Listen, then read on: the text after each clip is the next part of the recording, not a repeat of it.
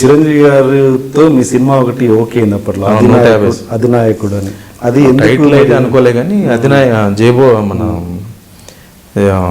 150 cinema మందే అది. యాక్చువల్గా 150 సినిమా విజయకాంత్ సినిమా కన్ఫర్మ్ చేసుకుని వచ్చాను నేను మద్రాసుకి వెళ్ళి. విజయకాంత్ నాకు బాగా పరిచయం, తమిళ ఇండస్ట్రీతో బాగా పరిచయాలు ఉన్నాయి.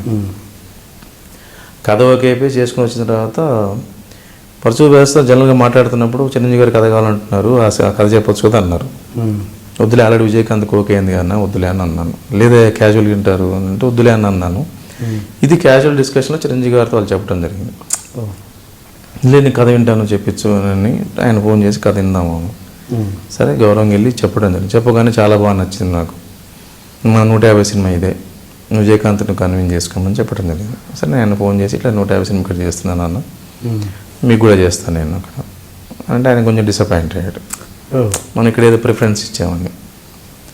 అయిన తర్వాత అట్లా అది చర్చలు జరుగుతున్న టైంలో రకరకాల పరిణామాలు, తర్వాత ఆయన పార్టీ పెట్టాలనుకోవటం, టైం లేక ఇంకా సినిమా చేయలేకనే పార్టీ పెట్టడం జరిగింది అనమాట. సో అది ఇప్పటిదాకా ఆయన 150 సినిమా పాపం అట్లాంటి డీల్స్, ఎన్నో కథలు ఎన్నో. ఇప్పుడు ఆ టాపిక్ నడుస్తుంది, మళ్ళీ ఏం ప్రయత్నాలు? ఆ కథ ఇప్పుడు పనికాదు. ఓకే, ఆ కథ అప్పుడు చేసుంటే ఆయనకు 100 సీట్లు ఎక్కువ వచ్చేది. ఓకే, అదే ఇంపాక్ట్, ఆ రోజు ఉన్న ఇంపాక్ట్ వేరు. ఆయనకి పొలిటికల్గా పనికొచ్చే సినిమా అది. అంటే విజయకాంత్ కూడా అది పొలిటికల్గా పనికొస్తుందని ఆయన ఒప్పుకున్నాడు ఆ రోజు. విజయకాంత్ మరి తీయలేదుగా, చేయలేదు. మనం వెళ్ళలేదు అసలు. మనం ఇక్కడ అయినా సరే డిసప్పాయింట్ అయ్యాడు, వదిలేసాం మనం కూడా. అవును, ఇక్కడ డిసప్పాయింట్ అక్కడ చేయాలిగా. ఈ డిసప్పాయింట్ ఇక్కడ మనం తీయడానికి లేదని తీయడానికి దాదాపు సంవత్సరం పట్టింది కదా. ఈ సంవత్సరం ఆయన సినిమా స్టార్ట్ చేసుకున్నాడు ఇక్కడ. అంతసేపు ఆగరాదు, ఏ హీరో ఆగాడు. సో ఒక మంచి సబ్జెక్ట్ కిల్ అయిపోయింది. కిల్ అయింది. దాన్ని మళ్ళీ మార్చి వేరే రకంగా చేసేది చూపించి అంటే ఆల్రెడీ ఇప్పుడు నేను ముందు చూపుతో చేసుకున్న కంటెంట్ అది. సమాజంలో క్రిమినల్స్ అనేవాళ్ళు సొసైటీలో బయట ఎక్కువ మంది ఉన్నారు లోపల కంటే. లోపల ఎవరైతే నేరస్తులుగా చిత్రీకరించబడి, ముద్రపడి, లేకుంటే శిక్షపడి లోపల ఉన్న వాళ్ళ సంఖ్య నేరస్తులో చాలా తక్కువ. కోపంతోనో, ఆవేశంతోనో, కడుపు ఆకలితోనో, లేకపోతే రకరకాల అలవాట్లతోనో నేరస్తులుగా మారుతున్నారు ఈ సమాజంలో. కానీ వీటిని తయారు చేసిన సమాజం అసలు 100 కోట్లు 1000 కోట్లు బ్యాంకులకు ప్రజల సొమ్ము దుర్వినియోగం చేసిన సమాజం బయట ఉంది. వాళ్ళేమో హాయిగా ఏసీ కార్లలో తిరుగుతున్నారు. వీళ్ళేమో పాపం అంటే దాదాపు 70% మంది ఖైదీలు ఈ ట్రయల్స్లో జైలు జీవితం గడిచిపోతూ ఉంటారు. పేదలు ఉంటారు, పేదవాళ్ళు మొత్తం నేరస్తులు లోపల ఉంటారు, చిన్న చిన్న దొంగతనాలకు వాటికి. కానీ పెద్ద పెద్ద దొంగతనాలు చేసేవాడు బయట ఉంటాడు. వాళ్ళని లోపలేసి ఉన్నవాడిని బయట తీయటమే కదా. Okay okay. సో అది దాని చామ్ పోయింది కదా. ఆల్రెడీ ఆ సినిమా మొదలు పెట్టక ముందే 3-4 ఇయర్స్గా చాలామంది ఆర్థిక నేరస్తులు లోపలికి వెళ్ళటం, బయటికి రావటం పొలిటికల్ సిస్టంలో. అప్పుడు తీసుంటే చిరంజీవి వస్తే ఇది చేసేవాడేమో, ఇంత ఒక విజన్ అనేది ఉంది ఇతనికి అనేది ఆలోచన వచ్చేది ప్రజలకు కూడా. మీరు అంటుంటారు ఇది తెలంగాణ వాళ్ళకి పెద్దగా సపోర్ట్ లేదు ఇండస్ట్రీలో సినిమా పరంగా అని అంటుంటారు కదా. మరి ఇప్పుడు చిరంజీవి గారికి మిమ్మల్ని చేర్చింది పరుచూరు బ్రదర్సే కదా. వాళ్ళు ఆంధ్ర నుంచి వచ్చిన వాళ్ళు దగ్గర కథ ఉంది కాబట్టి చేర్చాను. కథ లేవతాలని చేరుస్తారు. మరి ఏదైనా టాలెంట్ని బట్టేగా ఎంకరేజ్మెంట్ అనేది. నా దగ్గర కథ ఉంది కాబట్టి ఎన్కౌంటర్ వచ్చింది.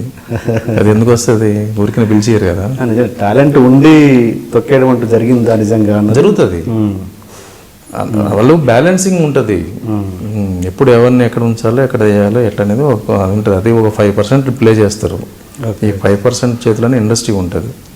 ఓకే, ఆ 5% డిసైడ్ చేస్తారు ఎవరిని ఎప్పుడు పైకి లేపాలి, ఎప్పుడు తగ్గించాలి, ఎవరిని దాడి చేయించాలి, ఎవరి మీద ఎవరు దాడి చేస్తే బాగుంటుంది.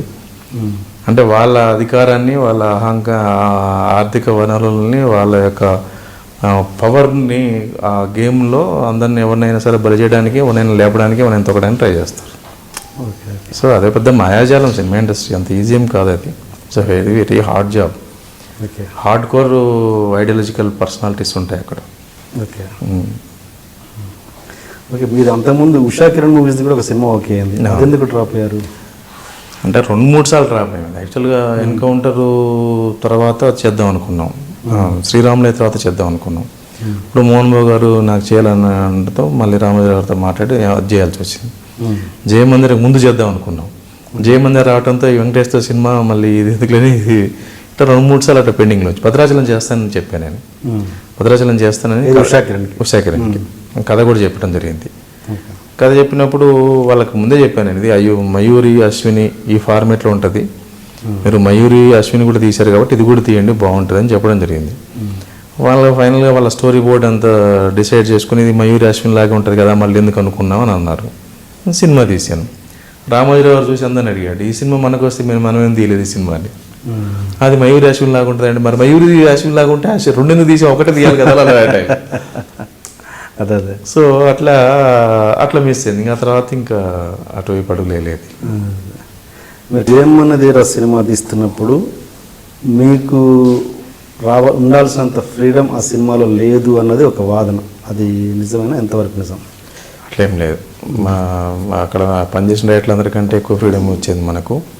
అట్లాగే మోహన్ గారు సినిమా చేసినప్పుడు కూడా ఆయన దగ్గర ఫ్రీడమ్ ఉండదు అనేవాళ్ళు. అసలు అందరికంటే ఎక్కువ ఎంజాయ్ చేసింది నేనే ఫ్రీడమ్. రాఘవేంద్ర గారు వీళ్ళే అడిగేవాళ్ళు, ఎట్లనే నువ్వు ఎట్లా చేస్తావు ఇక్కడ వెళ్ళి.